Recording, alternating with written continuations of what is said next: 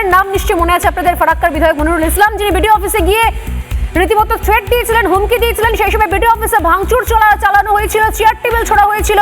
আমি মনিরুল ইসলামকে এই শো থেকে প্রশ্ন করেছিলাম ডাইরেক্ট যে কোন অধিকারে আপনি বিডিও অফিসে গিয়ে তাণ্ডব চালিয়েছেন।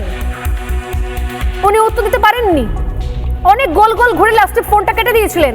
সেই মনিরুল ইসলাম আজকে বেলডাঙ্গায় আগুন জ্বালানোর ছবি দেখার পর কি বলছেন জানেন? দেখুন এই মুহূর্তের ব্রেকিং নিউজ। তাণ্ডব চালানোর পর বিডিও অফিসে এবার প্রকাশ্যে হুমকি মনিরুল ইসলামের। আমি জানি না তিনি অনুপ্রাণিত হয়ে পড়েছেন কিনা। মনিরুল ইসলাম অনুপ্রাণিত হয়ে পড়েছে বেলডাঙ্গা চাকুলিয়া দেখার পর। ফারাক্কার বিধায়ক তিনি অনুপ্রাণিত হয়ে পড়েছেন। এত তাণ্ডব চালানো হলো, আরে আমি তো শুধুমাত্র বিডিও অফিসে গিয়ে তাণ্ডব চালালাম, আগুন টাগুন তো জ্বালালাম না। মনিরুল ইসলাম মনে করছেন হয়তো নাম্বার কাটা যাবে। তাণ্ডব চালানোর পরে এবার প্রকাশ্যে হুমকি মনিরুল ইসলামের। তিনি বলছেন ফারাক্কা অচল করে দেব, ফারাক্কা অচল করে দেওয়ার হুমকি মনিরুলের। বিডিও অফিসে ভাঙচুরের পরে ফারাক্কার তাণ্ডবের হুমকি।